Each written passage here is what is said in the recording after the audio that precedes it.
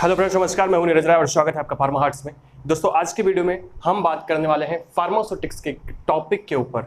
Actually video शुरू करने से पहले मैं आपको छोटी सी बात बताऊं, जिसमें कि ये जो टॉपिक मैं आपको बताने वाला हूं, अगर आप फर्स्ट ईयर में हो तब भी आपके लिए इंपॉर्टेंट है, सेकेंड ईयर में हो फिर भी आपके लिए इंपॉर्टेंट है। फर्स्ट ईयर में इसलिए इंपॉर्टेंट है क्योंकि ये चीज़ पूछी जाती है। मैं आपको बताने वाला हूँ आज की वीडियो में लिक्विड डोजेस फॉर्म के बारे में, थोड़ा सा इसके इंट्रोडक्शन के बारे में, थोड़ा सा इसके एडवांटेज डिसएडवांटेज के बारे में, उसके क्लासिफिकेशन के बारे में। तो एक्चुअली ये फर्स्ट ईयर के लिए भी सही है और सेकेंड ईयर के लिए इसलिए इंपॉर्टेंट है क्योंकि इसके आगे हम कंटिन्यू करेंगे चैप्टर 5 जो कि है मोनोफेजिक और लिक्विड डोजेस फॉर्म, उसके बाद बाइफेजिक लिक्विड डोजेस फॉर्म। बाइफेजिक के बारे में हमने थोड़ी बहुत वीडियो बनाई हुई है, पर मोनोफेजिक आपको समझने के लिए पहले लिक्विड डोजेस फॉर्म तो समझना पड़ेगा। और अगर आप फर्स्ट ईयर में लिक्विड डोजेस फॉर्म के बारे में अच्छे से समझे हो तो एक बार ये वीडियो फिर से देख लो, आपको और ज़्यादा से समझ में आ जाएगा, ठीक है। क्योंकि मैं ये तो नहीं कह सकता कि वीडियो मत देखो।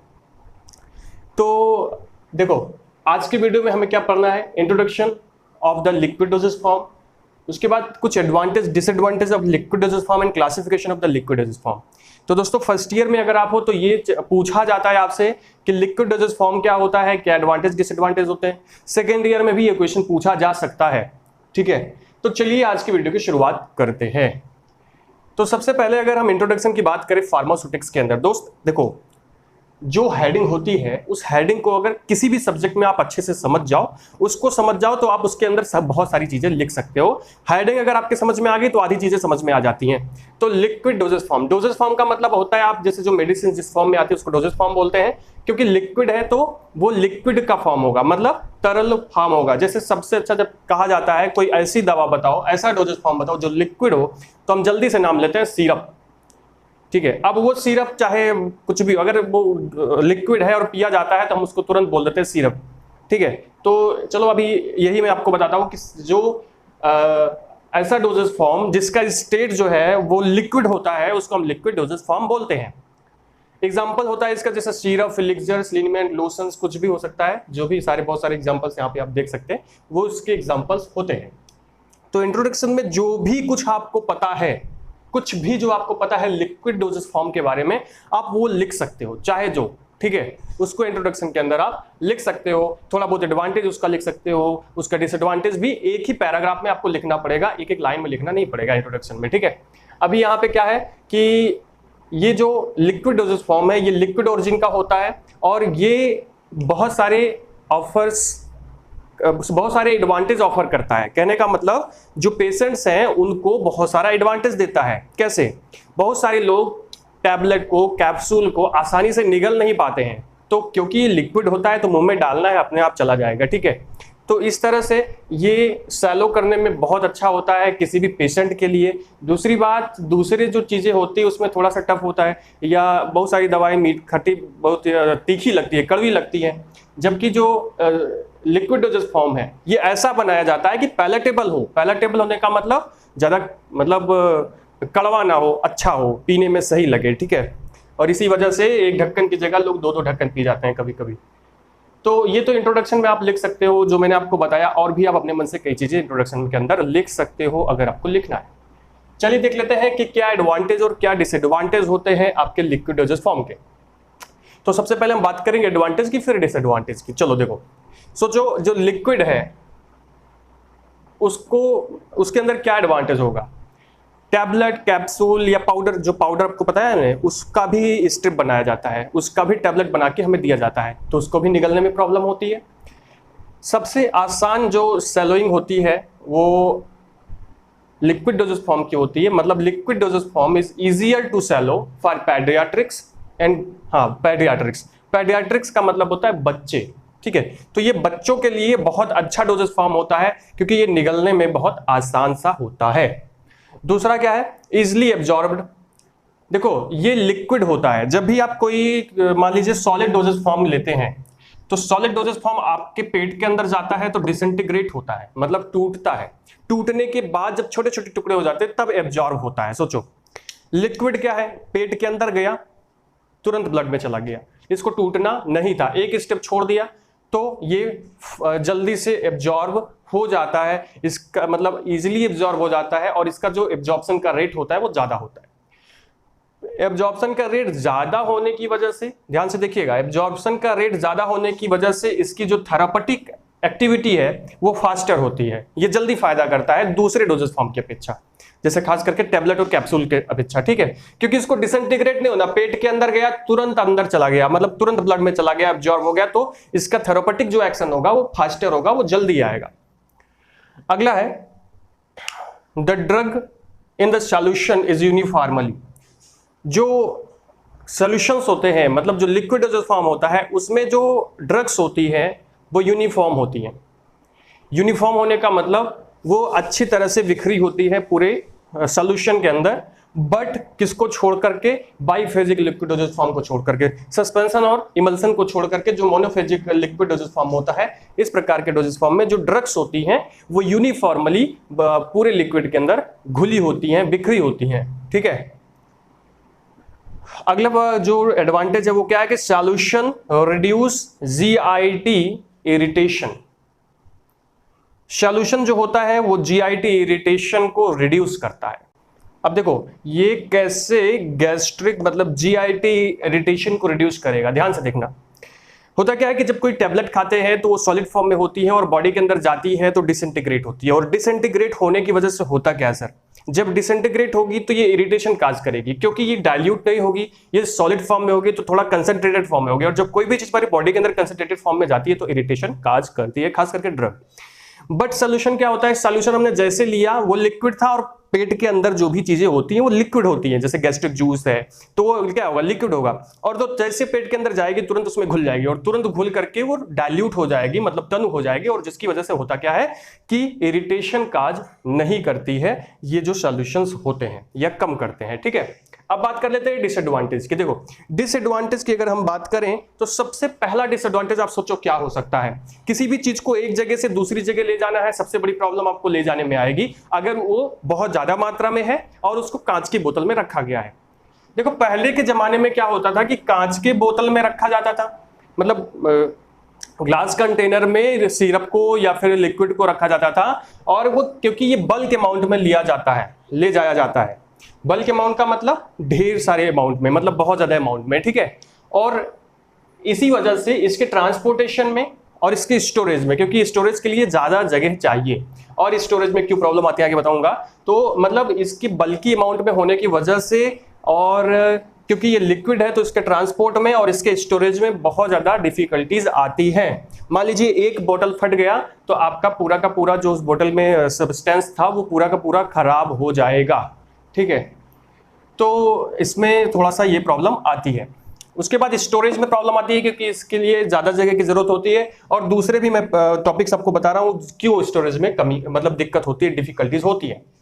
तो सॉल्यूशंस जो होते हैं वो लेस स्टेबल होते हैं, मतलब उनकी स्टेबिलिटी जो होती है वो बहुत कम होती है। क्यों कम होती है? क्योंकि जब सॉल्यूशन बनाया जाता है तब उसमें एक्वस मटेरियल मिलाया जाता है, या फिर उसमें बहुत सारे ऐसे और पदार्थ मिलाए जाते हैं जो कि बहुत जल्दी डिटेरियोरेट हो जाते हैं, मतलब बहुत जल्दी वो डिके हो जाते हैं, खराब हो जाते हैं, और जिसकी वजह से भैया होता क्या है सर, जिसकी वजह से यहां पे इसकी स्टेबिलिटी खराब होती है, फिर स्टोरेज करने में प्रॉब्लम आती है।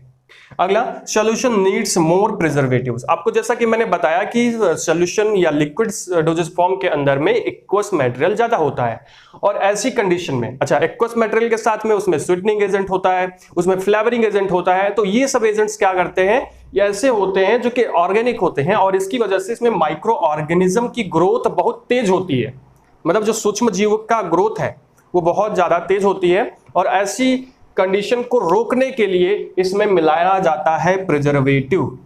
और आपको बताऊं कि आप दवा खाते हो भैया किस लिए, दवा खाते हैं ठीक होने के लिए, ज्यादा प्रिजर्वेटिव मिला देंगे तो क्या होगा, आपको दोबारा नुकसान करने लगेगी। प्रिजर्वेटिव का काम क्या होता है सर, ध्यान से सुनना, प्रिजर्वेटिव का काम होता है कि ये सेल्स को नष्ट करती हैं, कोशिकाओं को नष्ट करती हैं। अब किसकी कोशिका को नष्ट करेगी, हर कोशिका को नष्ट करेगी, क्योंकि यूकैरियोटिक कोशिका को मतलब यूकैरियोटिक सेल को खत्म करने का काम कौन करता है, डिजेनरेट करने का काम कौन करता है, प्रिजर्वेटिव।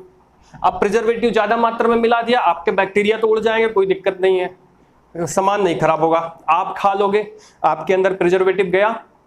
अब आपके अंदर प्रिजर्वेटिव गया तो क्या होगा, आपकी सेल्स डेड होंगी, आपकी सेल डेड होंगी तो आपको प्रॉब्लम होगी, आपको कैंसर तक भी हो सकता है प्रिजर्वेटिव खाने से। अभी मैं आपको छोटी सी बात बताऊं, यहाँ पे ड्रग्स के अंदर प्रिजर्वेटिव नाप तौल के मिलाया जाता है क्योंकि उसकी बहुत अच्छे से जांच होती है।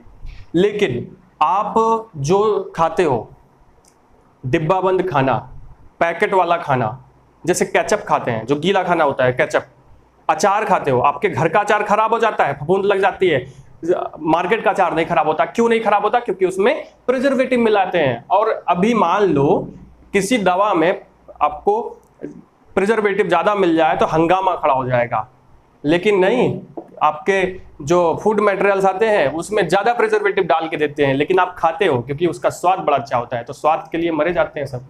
ठीक है, तो इसलिए आपसे यही कहूंगा कि भैया डिब्बा बंद खाना, पैकेट वाला खाना, पैक्ड खाना मत खाइए या बहुत कम खाइए, जब जरूरत हो तभी खाइए।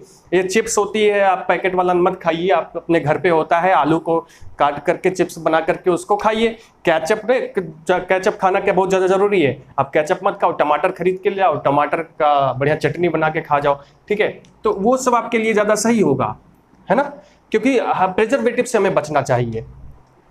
ठीक, अगला है डोज इनएक्यूरेसी। अगर मैं बात करूं डोज की, तो होता क्या है कि टैबलेट की डोज नाप करके आती है। अच्छा, लिक्विड की भी डोज नाप करके आती है, लेकिन फिर भी इसमें डोज इनएक्यूरेसी होती है। क्यों और कैसे?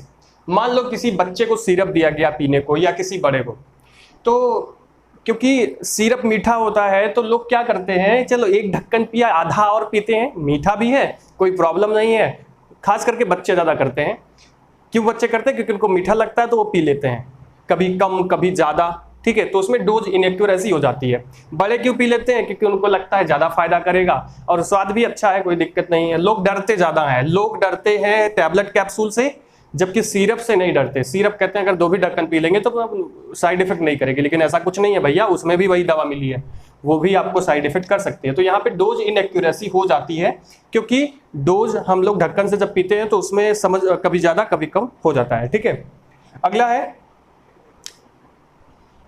देखो, क्योंकि जो लिक्विड्स होते हैं या लिक्विड डोजेस फॉर्म होते हैं उसमें बहुत सारे मटेरियल मिले होते हैं, उसमें प्रिजर्वेटिव मिले होते हैं, फ्लेवरिंग एजेंट मिले होते हैं, पैलेटेबल बनाने के लिए शॉर्टनिंग एजेंट मिला होता है।